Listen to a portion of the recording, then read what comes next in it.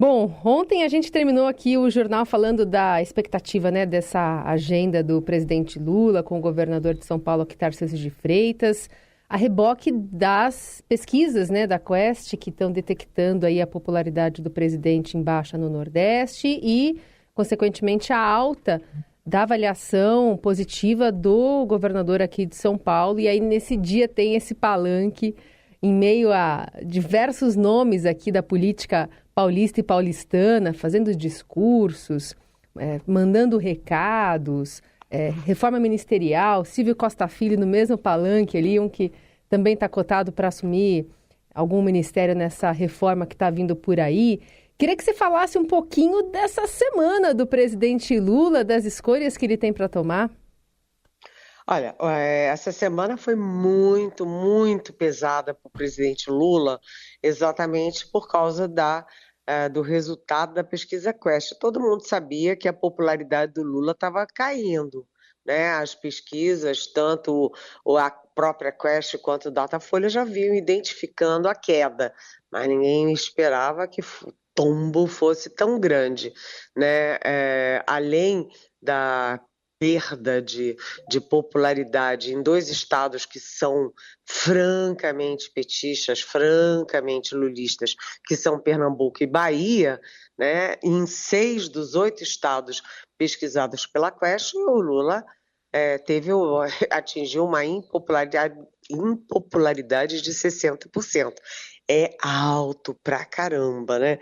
E aí ontem ele realmente se encontrou com Tarcísio Gomes de Freitas e teve até finalmente um bom momento, né? O Lula estava alegre, o Lula estava o Lula de antigamente, e ele foi muito adequado quando o Tarcísio Gomes de Freitas e o Lula se reúnem para lançar um edital para fazer ali o túnel entre Guarujá e Santos, né? É um momento de festa, mas tem sempre lá o grupozinho do PT para vaiar o governador. E aí o Lula disse, opa, né? O Lula deu uma ordem de comando lá e fez um elogio àquele momento que realmente é muito oportuno. Eu e o Tarcísio estamos aqui pensando, né?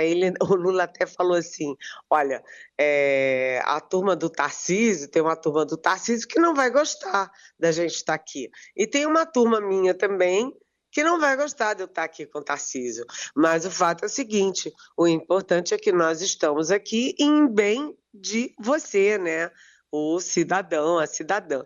Então foi um bom momento, o Lula reagiu bem, isso é importante. O Tarcísio também estava leve, né, mostrando que você tem diferenças ideológicas, políticas, né, lá na frente eles vão ser adversários de alguma forma, mas serão, né, mas que isso não tem nada a ver com o compromisso do governo federal e do governo estadual com as melhorias no Estado e o bem-estar dos cidadãos. Achei um bom momento, mas fora isso, o Lula está sim, a semana foi muito pesada, e mais, né? A reforma ministerial deu um passo atrás. Eu não chamo mais de reforma ministerial, não sei se vocês têm percebido, eu chamo de dança de cadeiras do PT. Porque o Centrão, por Faz exemplo, sentido. que é louco por cargos, é guloso, né? Por cargos já não está querendo entrar nessa canoa furada. E o Silvinho Costa Filho, que você citou, Carolina, que é ministro de Portos e Aeroportos, é o preferido do Lula para ocupar a Secretaria de Relações Institucionais, que era ocupada pelo petista Alexandre Padilha, que foi para a Saúde, mas cá para nós, o Silvinho Costa Filho disse para o presidente, olha, presidente, eu estou adorando portos e aeroportos, me deixa aqui fora do palácio mesmo, até porque o que o Centrão diz é que o articulador político não manda nada, não tem poder de nada, é só garçom que anota pedido. Então, todo mundo do Centrão estava querendo pular no governo e agora faz um movimento inverso de dizer, olha, Não está na hora de pular no governo, não. Então a bola está com o Lula já começou a reclamar que mudou para o Sidônio Palmeira e a comunicação para o Sidônio Palmeira não aconteceu nada, mas São Sidônio não faz milagre e a culpa não é da comunicação, a culpa é do governo e a culpa é do Lula. O governo não tem rumo, né?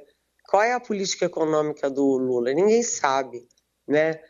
As áreas setoriais, educação, saúde, o que estão apresentando? Ninguém sabe, né? E o Lula também, quando tem chance de viajar por aí, de dar entrevista para as rádios regionais, ele, em vez de conseguir manchetes positivas, tem conseguido manchetes negativas, exceto ontem, no bom momento dele com o Tarcísio. Muito bem. Eliane, ontem saiu mais uma rodada de pesquisa da Quest, a gente chegou a divulgar os primeiros números aqui referentes ao governo de São Paulo. A Quest fez pesquisas envolvendo os principais governos estaduais e deu para perceber, por exemplo, que os mais bem avaliados foram o Ronaldo Caiado em Goiás e também o Ratinho Júnior no Paraná. Em São Paulo também Tarcísio bem avaliado, né? Uma aprovação de 61%, mas a segurança, né, apareceu aqui como um ponto negativo no governo Tarcísio. E Cláudio Castro, o pior de todos, segundo essa pesquisa. O que você destaca? Eu destaco o seguinte, foram essas duas pesquisas Quest, né? Quer dizer, é a mesma pesquisa, mas teve dois alvos, um governo federal, Lula, e o outro os governos estaduais. E a comparação é muito ruim para o Lula, porque se o Lula está despencando, né? Está despencando assim, brabo até no Nordeste.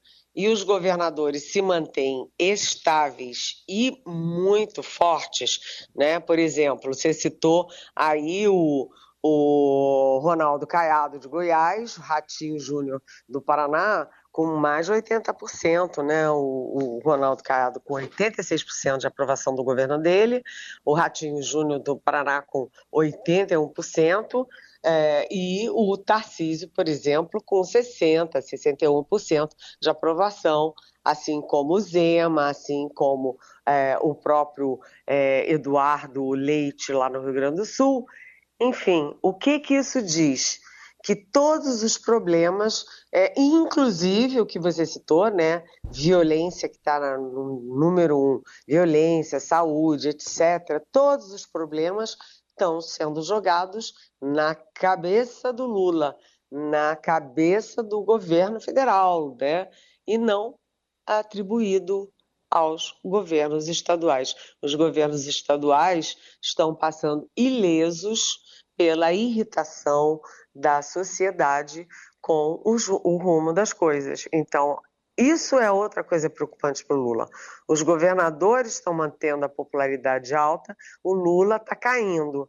E quando você vê os horizontes de 2026, você vê que os governadores são naturalmente pré-candidatos, principalmente quando você se fala de São Paulo. Todo governador de São Paulo, seja de direita, de centro, de esquerda, do que for, ele é automaticamente identificado como um presidenciável potencial, né? Então, isso é ruim para o Lula. Enquanto ele cai, os adversários potenciais dele crescem e ele está ficando com a culpa por todos os problemas nacionais, como se os governadores não tivessem nada a ver com isso. E cá para nós tem, né? Seguimos com a Eliane Cantanhede aqui no nosso Jornal Eldorado para falar um pouco sobre as reações às críticas do Departamento de Estado americano, às multas e bloqueios determinados pelo Supremo Tribunal Federal às redes sociais. O ministro Alexandre de Moraes defendeu a soberania do Brasil e se posicionou contra o imperialismo. É importante que todos nós reafirmemos nossos compromissos com a defesa da democracia, dos direitos humanos, da igualdade entre as nações e nosso juramento integral de defesa da Constituição brasileira e pela soberania do Brasil, pela independência do Poder Judiciário e pela cidadania de todos os brasileiros e brasileiras, pois deixamos de ser colônia em 7 de setembro de 1822 e com coragem estamos construindo uma república independente e cada vez melhor, uma república democrática com a Constituição de 1988. Nós bem sabemos o que tivemos que passar para evitar o colapso das instituições e um golpe de Estado aqui no Brasil. A tentativa de fazer prevalecer a narrativa dos que apoiaram o golpe fracassado não haverá de prevalecer entre as pessoas verdadeiramente de bem e democratas. O Supremo Tribunal Federal continuará a cumprir o seu papel de guardião da Constituição e da democracia. Nós não tememos a verdade e muito menos a mentira. Bom, está aí também o ministro Barroso, né, repercutindo esse apoio, na verdade, né? Outros ministros também fizeram essa manifestação, apoio a Alexandre de Moraes, que não deixa passar, né, Eliane? Ainda que não tenha mencionado nominalmente ninguém, não deixa passar esse tipo de recado. É aquela história, né? O Supremo Tribunal Federal pode discordar de uma série de coisas, né? O Supremo tem as disputas internas, um vai mais para cá, outro vai para lá, mas quando tem ataque ao Alexandre de Moraes de um governo estrangeiro, porque antes eram as empresas estrangeiras, mas quando o Departamento de Estado, que é o Itamaraty do governo americano, ataca o Supremo brasileiro e diz que não há, imagina, liberdade de expressão no Brasil, né, aí a coisa deixa de ser contra o Alexandre e é contra o Supremo e contra as instituições e contra o Brasil. Então, o Supremo se uniu, né, na defesa da soberania brasileira, como Alexandre de Moraes disse, né? Olha, nós estamos independentes, né? Deixamos de ser colônias desde 7 de setembro de 1822. Então, além da união interna no Supremo, há também uma união do Supremo com o Itamaraty, com o Palácio Planalto, ou seja, judiciário e executivo, em defesa da imagem do Brasil e desses ataques aí, contra-ataques que vêm de fora, né? Agora, a pergunta que fica é: quais são os próximos passos? Por quê? Porque é claro que o Brasil não poderia ficar calado, é claro que o Itamaraty tinha que responder, é claro que o Supremo tinha que responder, tudo isso é muito claro, mas uma briga dessas entre Brasil e Estados Unidos não faz nem cosquinha nos Estados Unidos, mas pode custar muito caro ao Brasil. Por isso é que o Lula e o Itamaraty estavam muito cautelosos em bater de frente com o governo Donald Trump, mesmo com a história ali, com as ameaças e com as ações do governo Trump em relação às tarifas, né? Mas tudo tem limite. O governo tinha que reagir e reagiu, né? Como eu trouxe aqui com exclusividade para a Rádio Eldorado, aliás, e que ontem à noite foi inclusive manchete do nosso Estadão, né? Eu trouxe aqui ontem de manhã, o ministro Mauro Vieira falou diretamente com Alexandre de Moraes para fazer a resposta do Brasil aos Estados Unidos. Agora, a expectativa do Brasil é qual será o próximo passo dos Estados Unidos, porque quem assinou a nota do Departamento de Estado foi o subsecretário para o Hemisfério Sul. E agora, né, o próprio chefe do Departamento de Estado vai assumir essa briga? Essa briga vai subir de status? Bem, vamos ver. Não é bom para ninguém, não é bom para o Brasil bater de frente com os Estados Unidos, mesmo o governo americano sendo do Donald Trump. Muito bem. Eliane, outro assunto aí da semana foi o acordo entre Congresso, o Judiciário, o governo para liberação de emendas parlamentares. O ministro Flávio Dino liberou, mas abriu para o plenário, né, para o julgamento no plenário virtual. Começou hoje, vai até quarta-feira de cinzas. Estou vendo aqui que o placar já está em 3-0. Luiz Roberto Barroso e Cássio Nunes Marques acompanharam o relator Flávio Dino. É um assunto que dessa vez resolve? Olha, resolve em partes. Primeiro são 2 julgamentos hoje. Um é o julgamento no plenário, é um julgamento virtual sobre o acordo entre Judiciário, Executivo e Legislativo para liberar as emendas, não só as emendas parlamentares de 2025, mas as que estavam suspensas pelo Flávio Dino, as anteriores suspensas pelo Flávio Dino, com restrições. Não é liberou geral, não, tem alguns senões. Esse é um que a expectativa é até de, vamos dizer, unanimidade, né? E, inclusive você vê o Barroso, que é de um lado, o Cássio Nunes Marques, que foi indicado pelo Bolsonaro de outro, e os dois votando da mesma forma. Esse é um julgamento e a coisa está caminhando.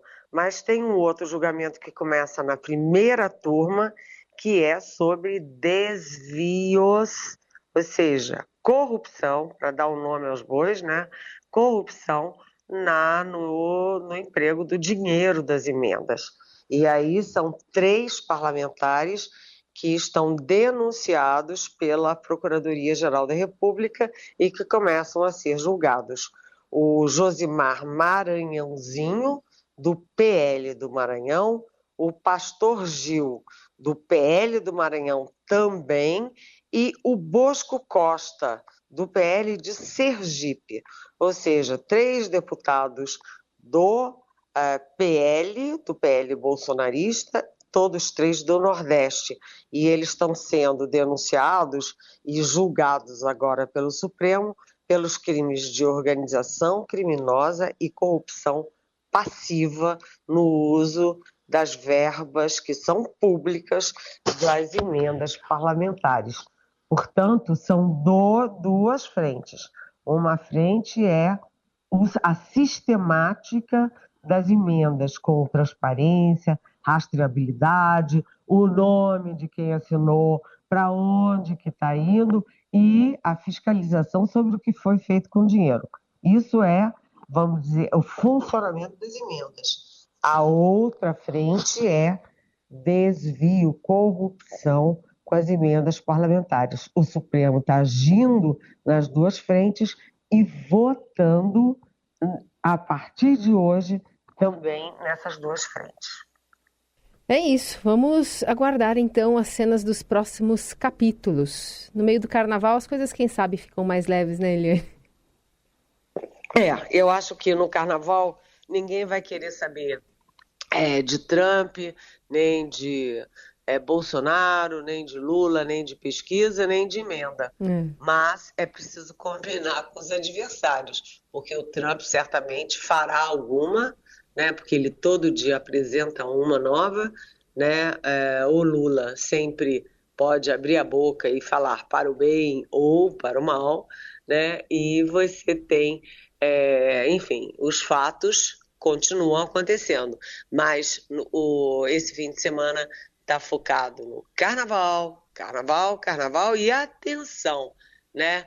Domingo a gente tem a grande decisão do Oscar e o The New York Times já colocou a Fernanda Torres como preferida para o Oscar de melhor atriz e o Ainda Estou Aqui, o nosso super brasileiro falado em português, como o melhor filme estrangeiro. Olha, eu fico toda arrepiada quando eu penso. E aí, para o carnaval não vou para a rua não, mas se o nosso Ainda Estou Aqui vencer alguma coisa no Oscar, e eu acho que vai vencer, né, eu vou para a rua.